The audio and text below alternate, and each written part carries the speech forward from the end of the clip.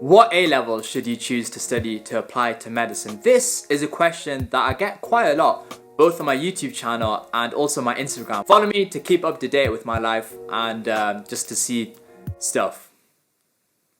Wow, I really sold it there. But anyway, this topic I thought deserved its own video. People think you have to take chemistry, biology and maths. That is the golden trio to applying to medicine, but this is not the case. What I would do if I was a future year 12 student who wanted to apply to medicine would be, I would look at all the universities, the medical schools, and look at their A-level choice requirements. And then I'll think if there was a particular university I wanted to study at. Now, you know, this is a bit long, right? This is gonna be long for you to look at each different university and find out what they want you to study at A-level. Well, this is where your boys came on clutch, you know. I've listed all the different medical schools in a table, and in different columns I put in chemistry, biology, chemistry or biology, and then the last column being maths. I found out which subjects out of those are must have in order for your application to be considered when applying to those universities.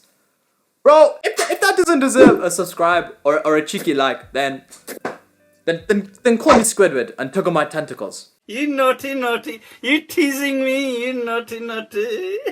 I got the information from the Medical School Council and I'll link them down in the description below. It's important when you access the table to read the notes. For example, for Cambridge, I've just ticked all the boxes, and that's because although on their website it says chemistry is a must-have and you need to also take at least biology, maths or physics, but it also describes that if you take 3 or more science or math A-levels, then you're more likely to be considered and accepted in Cambridge. Therefore, it would just make sense to take chemistry, biology, maths or physics. So, using the table, if you wanted to go to Lancaster Medical School, just go down to Lancaster and all the medical schools are ordered alphabetically.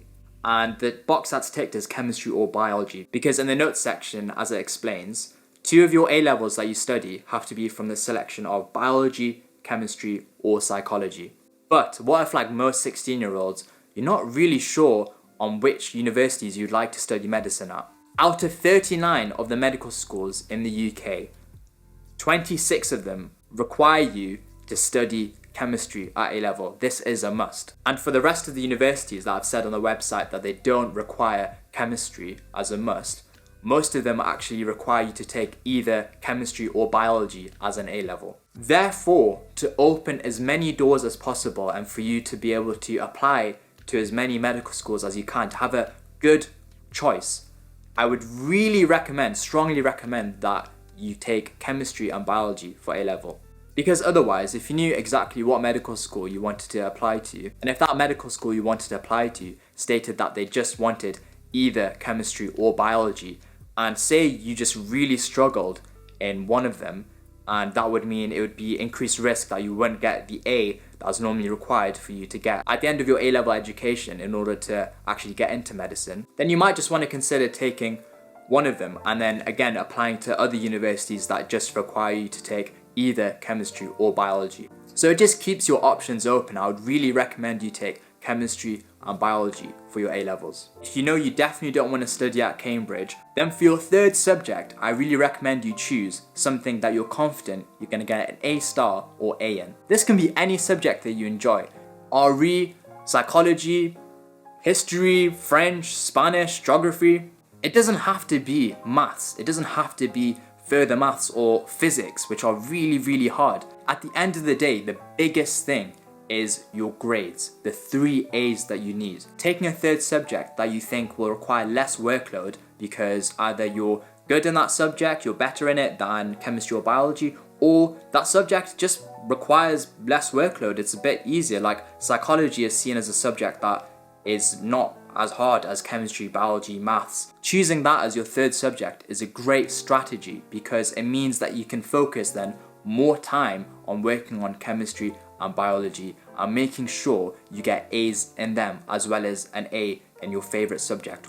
Because if you didn't know already, chemistry and biology at A-level are monster subjects. Wait till you get to medicine. That's if you know you don't want to study at Cambridge or any other university that want you to take 3 or 4 science and or math A-levels. Which was me, I was unsure where I'd want to study medicine at, which is very understandable, being 16 and then trying to decide where you want to live and study for 5 years, starting from when you're 18. The education system is flawed. And I took chemistry, biology, and maths. It was more because I thought I was really good at maths. But little did I know how stupid I was, little baby. Yeah, 12 was okay. AS maths was okay. A2, oh my god! Balancing those 3 heavy subjects was so hard, and had it not been for my amazing maths class, shout out, I would say I really regret